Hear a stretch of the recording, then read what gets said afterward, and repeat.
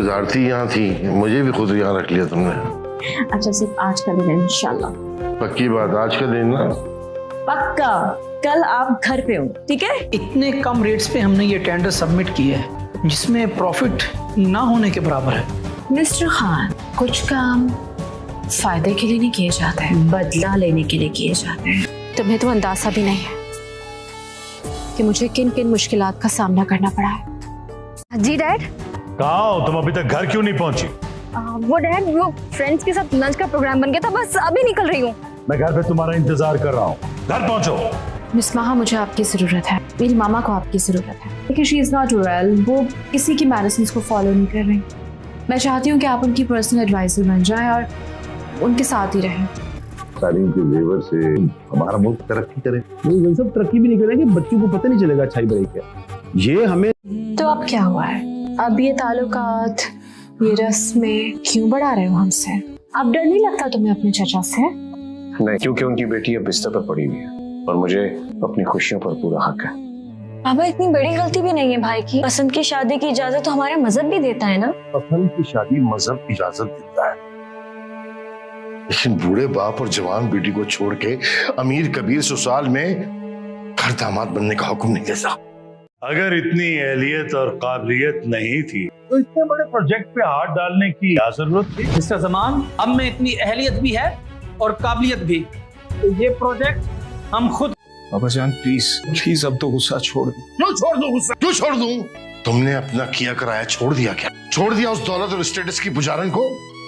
बाबा जान वो इतनी भी बुरी नहीं है, बस शुरू से उसका एनवायरनमेंट ऐसा रहा है कि वो बस मुझे किसी की वकालत नहीं चाहिए। भाई, आप अमेरिका से आते ही शॉपिंग करने चले गए थे और मुझे भी नहीं बताया। मेरे पास सारे गर्म कपड़े थे, मैंने सोचा कुछ कपड़े खरीद लूं, कुछ शूज खरीद लूं। और तुम कितनी शॉपिंग करोगी? हर वक्त तो शॉपिंग करती रहती हो। मैं भी तुम्हारे लिए इतना कुछ लेकर आया हूँ। माय बैड चॉइस, लेकिन तुम ख्याल रखना सेलेक्ट करते हो। No, Abi. I have already selected a man of our status. क्या? कौन है वो? अगर यही सब कुछ करना था तो शादी से पहले क्यों नहीं सोचा था? क्योंकि शादी से पहले तुम ऐसी कोई हरकत नहीं करते थे जो मुझे इरिटेट करे। माशाल्लाह, मुझे माँ ने बताया तुम्हारा आने का। कब आए? बस कल ही वापस आया हूँ और आते ही इनसे टकरा गया। जमान ने जिक्र किया था मुझसे तुम्हारे आने का, लेकिन इतनी जल्दी आ जाओगे ये नहीं बताया। मेरा ये तो मैंने खरीदा था, ये तुम्हारे पास क्या कर रहा है? जब हम टकराए थे तो मेरा मोबाइल तुम्हारे पास और तुम्हारा शॉपर मेरे पास आ गया था। well, I'm sorry, मोबाइल के चक्कर में मैंने तुम्हें गलत समझा। मैं कभी अपने और तुम्हारे बारे में इस तरह से सोचा ही नहीं है। तुम मेरी सिर्फ अच्छी दोस्त हो और कुछ नहीं। तो अब सोच लो, अगर हम अच्छे दोस्त रह सकते हैं तो लाइफ पार्टनर्स क्यों नहीं बन सकते? शहजाद, मैं तुम्हें कैसे समझाऊं? I need some time. मुझे कुछ वक्त तो दो सोचने के लिए। तो तुम तीनों को इकट्ठे काम याद आ गए। पता भी है कि मामा को अनअटेंडेड नहीं छोड़ा जा सकता। वो मेरी ना वो छोटी बेटी की सालगिरह है, मैं उसके लिए ना वो बड़ा सारा केक लेने के लिए आई हूँ। पता नहीं चला, पता नहीं कहाँ चली गई वो। हेलो, क्या? कहाँ? मैं यार, तुम्हें पता है हमने सारी रात बहुत मुश्किल से गुजारी। अगर मामा को कुछ हो जाता मैं तो बहुत डर गई थी। उन्हें कुछ हुआ तो नहीं ना, और खुदा का शुक्र अदा करो कि वो मिल गई हैं और वो हॉस्पिटल में ठीक हो जाएंगी इंशाल्लाह। जब तक उन तल्ख यादों को देने वाले लोग जिंदा हैं, जब तक उन्हें सजा ना मिल जाए, कैसे उन तल्ख यादों को दफनाया जा सकता है? नहीं। बाबा क्यों खुद को भी सजा दे रहे हैं, भाई को भी सजा दे रहे हैं? बाबा माफ कर दे। मैं क्या माफ करूंगा बेटा उसे? उसने तो मेरा मान तोड़ दिया। एक दफा भी आया वो अपनी बीवी के साथ मुझसे माफी मांगने के लिए। एक दफा भी आके उसने मुझे कहा कि मैं यहाँ आपके साथ आपके घर में रहना चाहता हूँ। साहब जी, भला इतनी सी बात पे भी कोई नौकरी से निकालता है? लेकिन डैड, इस तरह हमारी कंपनी कैसे चलेगी?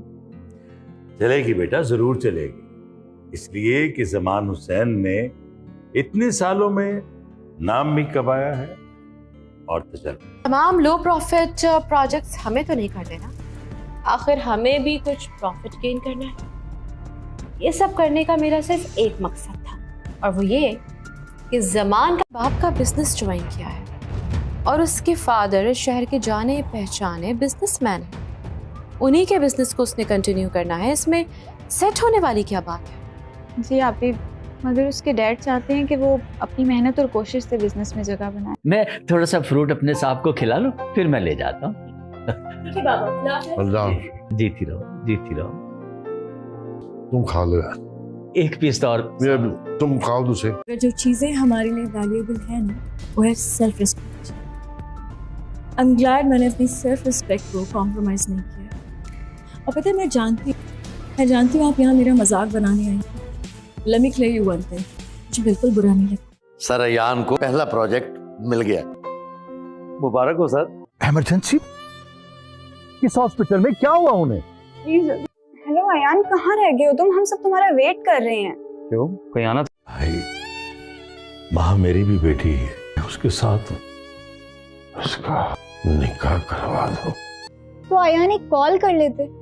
अगर कॉल नहीं कर सकते थे तो एटलीस्ट मेरी कॉल अटेंड कर लेते।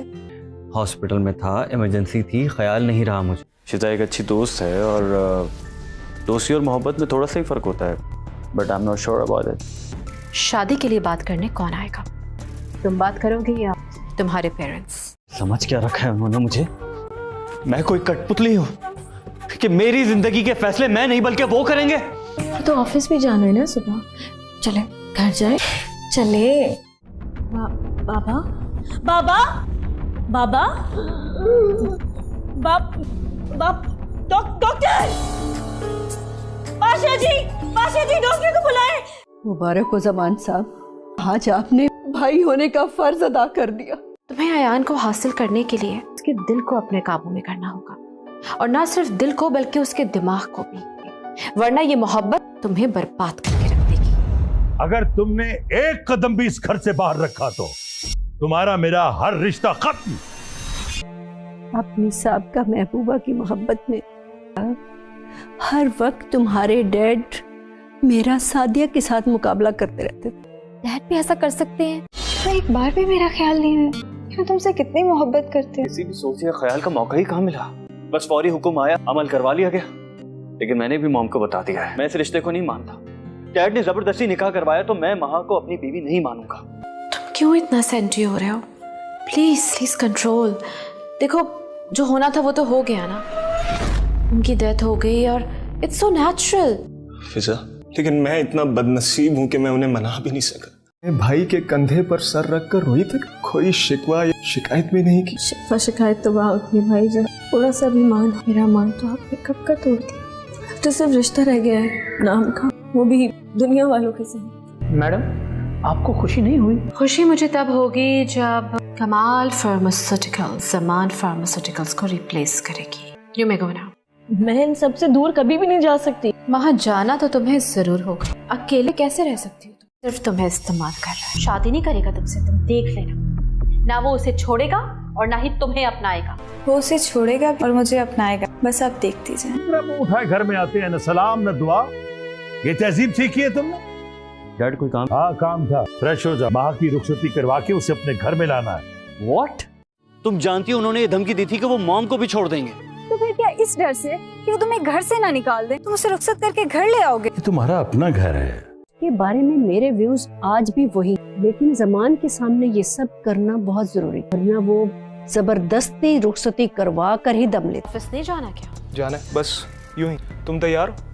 ऑब्वियसली तैयार नहीं दिख रही क्या तुम्हें? मैं शिजा को पसंद करता हूँ और उसे शादी करना चाहता हूँ। वो तुम्हारी अमेरिका वाली फ्रेंड? हाँ मॉम, वही।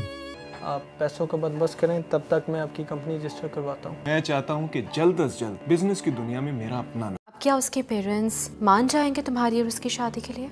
आप ये शादी मैंने और आयान ने करनी है, जिंदगी हमने गुजारनी है। देखो फिजा, महा मेरी बहन है और बाप के बाद बहनों की जिम्मेदारियाँ भाइयों के सर पर होती हैं। लाड प्यार और नाजायज ख्वाहिशात मानने का मतलब ये हरगिज नहीं है कि औलाद खुद सर और मुंहजोर हो जाए। मुझे अपने पेरेंट्स को कायल करने के लिए कुछ वक्त चाहिए। लेकिन मेरी एक बात ध्यान से सुन लो, शिजा से शादी से पहले तुम्हें हर हाल में महा को डिवोर्स देनी होगी। एक एक करके सभी तो इस घर को छोड़कर चले गए। ये घर नहीं, मकान बनकर रह गया है। हॉस्पिटल तो हम अभी लेकर आते हैं मामा को। प्लीज मुझे बताइए, कोई खतरे वाली बात तो नहीं? अपने काम से काम रखो। मैं अपने काम से काम रख लूंगी, लेकिन तुम कहाँ जाने की प्लानिंग कर रही हो? तुम छुप छुप कर मेरी बातें सुन रही थी। लेकिन फिर भी आपके वालिद की जायदाद में वो हिस्सेदार तो हैं। अरे शाहिद साहब समझा करें, मुझे ये घर अर्जेंट तौर पर सेल कर। हम उनका इलाज बाहर करवाएंगे। मैं अभी मैं फौरन बात करती हूँ, फौरन से टिकट्स करवाती हूँ, हम बाहर जाएंगे, हम उनका इलाज बाहर से करवा लेंगे। यहाँ तो कुछ भी नहीं हो सकता। आप मेरी माँ को नहीं बचा सकते, कुछ नहीं कर सकते उनके लिए। मैं उनका इलाज करवाऊंगी। मैं अभी जा रही हूँ। मैं सब्र के साथ तस्लीम करो। इतना आसान नहीं होता यार, इतना आसान नहीं होता। लेकिन इसके अलावा हमारे पास और कोई चारा भी नहीं है ना। लेकिन मैं तो सारी दुकानें बेच चुका हूँ, घर बेच चुका हूँ। अरे मिस्टर अली, अभी तो सिर्फ आपने 40% लगाया है, जबकि मैं 60% तक इन्वेस्ट कर चुका हूँ। सीधी तरह घर खाली कर दो, वरना दूसरा तरीका भी मुझे आता है। कौन से कागजात इस घर? एक बात याद रखना, तुम ये जाली कागजात बनवा कर समझते हो कि तुम इस घर पे कब्जा कर लोगे? तुम अपने बाप की बीमारी का बहाना बनाकर मेरे बेटे के निकाह में जबरदस्ती आ गई। खुद इस रिश्ते को खत्म। मैं बहुत अकेली होंगी, मुझे तुम्हारे सहारे की जरूरत है। मुझे तुम्हारा साथ चाहिए, तुम्हारा सहारा चाहिए। तुम दोगे ना मेरा साथ? मुझे छोड़ के तो नहीं जाओगे? मैं तुम्हें छोड़कर नहीं जाऊंगा। मेरे बाप ने खुदकुशी नहीं की थी, मारा गया है, उन्हें मारा गया है। उस शख्स ने मेरे बाबा को मजबूर कर दिया कि वो खुदकुशी कर ले। धोखा किया उनके साथ, बिजनेस में धोखा किया। Mr. Ali, who is that Mr. Ali? I am the owner of this company. मैं इस कंपनी की मालिक हूँ। खून पसीना एक करके इस कंपनी को मैंने आज यहाँ पहुँचाया है। वो कौन होता है इसे तबाह करने वाला या कोई भी ऑर्डर पास करने वाला?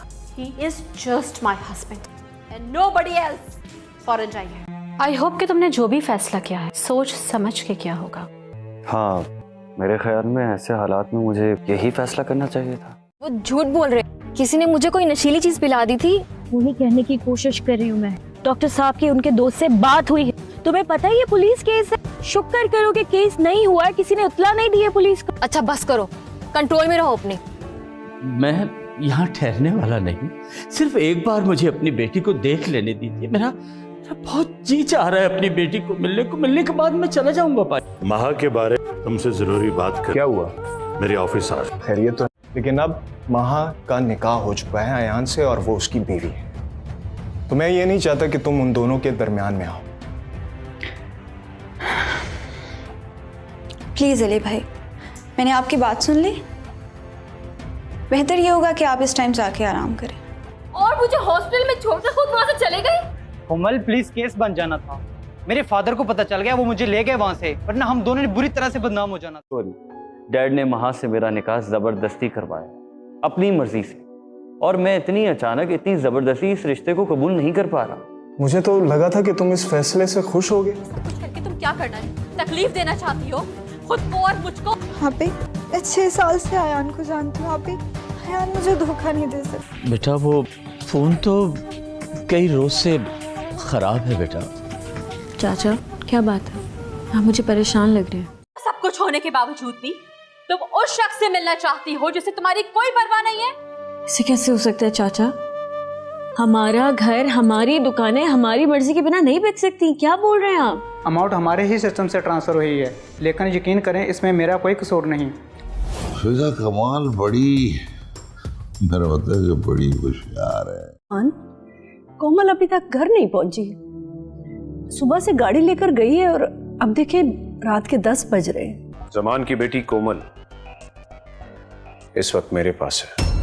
अभी तक आप सिर्फ अजनबी थे, अब आप मेरे मुजरिम बन गए हैं। ये क्या कह रहे हैं आप? ऐसा नहीं हो सकता। आपको जरूर कोई गलतफहमी हुई है। अगर किसी ने ये हरकत जमान हुसैन को नीचा दिखाने के लिए की है तो खुदा की कसम मैं उसकी नस्लें बर्बाद कर दूंगा। क्या बकवास कर रही हो माम तुम? मिस्टर अयान, जो सच है वो ही बता रहे हैं। सारे करतूतों की वीडियो बनाकर उस जलील कमीने ने मुझे भेजी है। वीडियो? जमान अहमद के खानदान की तरफ बहुत से हिसाब निकलते हैं। अभी तो ये पहली किस्त की वसूली पाई है मैंने। बहुत ही घटिया हरकत की है आपने, शर्म आनी चाहिए आपको। कोमल ने खुदकुशी नहीं की, बल्कि उसकी लाश कहीं बाहर से मिली। पोस्टमार्टम के मुताबिक मौत दम घुटने की वजह से हुई है। अब जमान को सबक मिल गया होगा कि जब अपनों को कब्र में उतारा जाता है ना, क्या एहसास और क्या जज्बात होते हैं। कोमल ने खुदकुशी की कैसे, जबकि उसके कमरे से कोई ऐसी चीज नहीं मिली? अभी आपको जरा भी रिग्रेट नहीं है? आपने किसी की जान ली है, आप ही you are a killer. Shut up! अपनी बकवास बंद करो और जाओ यहाँ से। मामा प्लीज, कोमल अब नहीं है, आप क्यों खुद को झूठी तसल्लियां दे रही हैं? वो मर चुकी है। नहीं, मैंने इस कंपनी के लिए, इस ऑफिस के लिए क्या कुछ नहीं किया। हमारी सिस्टर के साथ जो कुछ भी हुआ करो, उसके बाद मेरे पास अल्फाज ही नहीं, समझ ही नहीं आ रहा कि तुमसे कैसे बात करूं। कोमल बेटी ने मुझे तोड़ दिया। मैं भले उससे नाराज था, लेकिन मेरी बेटी तो थी। मैं बहुत प्यार करता था उससे। कोमल की खुदकुशी, आजर की मौत, दाल में जरूर कुछ काला है। अच्छा, तो तुम्हें ये लगता है कि इन सब बातों के पीछे जमान का हाथ है? मेरा साया बनी रहती थी, हमेशा के लिए छोड़कर चले जाना था। कहीं अयान से दोबारा पैशअप तो नहीं हो गया? आपको तो पता है ना कि अयान और मैं अलग रह ही नहीं सकते, साथ भी तो नहीं रह सकते। चलो आओ, घर जा रहा हूँ, तुम्हें छोड़ दूँ। लॉक कर दो गाड़ी, ड्राइवर ले जाएगा। कर दिया उस घटिया इंसान ने कि वो किस खानदान से बिलोंग करता है। छोड़ूंगी नहीं मैं उसे। इस कश्ती को थोड़ा तैर लेने दो और अपनी पूरी तवज्जो इस बड़े जहाज की तरफ करो। कोमल के जाने का दुख हम सबको है, लेकिन हम सब उस दुख को भुलाने के लिए अपनी जिंदगियों को रूटीन पर लाने की कोशिश कर रहे हैं। तुम एक जालिम, सफाक और शकील कल्ब इंसान हो। जमान हुसैन इन लहजों का आदी नहीं है। क्या मतलब? वैसे गई वापस नहीं आई? अच्छी लड़की है, उसका दिल बहुत साफ है। हाँ, दिल तो बहुत साफ है, लेकिन है वैसे ही तेज मिर्च। और ऐसा बदला लूंगी कि तुम्हारी नस्लें भी याद रखेगी। डैड के सामने मुझे एम्बैरस करने का बहुत प्लान है तुम्हारा, लेकिन मैं कामयाब होने नहीं दूंगा, इसीलिए सीधी तरह से चलो। और अगर वो जिम्मेदारी निभा रहा है, उसे निभाने दो। देर आया दुरुस्त। अपने और माँ के बारे में क्या सोचा? जैसा आप मुनासिब समझे। मेरा जो रिश्ता आपसे जबरदस्ती किया गया है, उसके अलावा भी मेरा उनसे कोई रिश्ता है। मसला रिश्ते का नहीं, तुम्हारी सोच का है। वो मेरे हस्बैंड थे, लेकिन इस कंपनी में उनकी क्या हैसियत थी ये आप लोग अच्छी तरह से जानते हैं। बताओ, क्या कसूर था मेरी बेटी का? बोलो, जवाब दो, क्यों मारा मेरी बेटी को?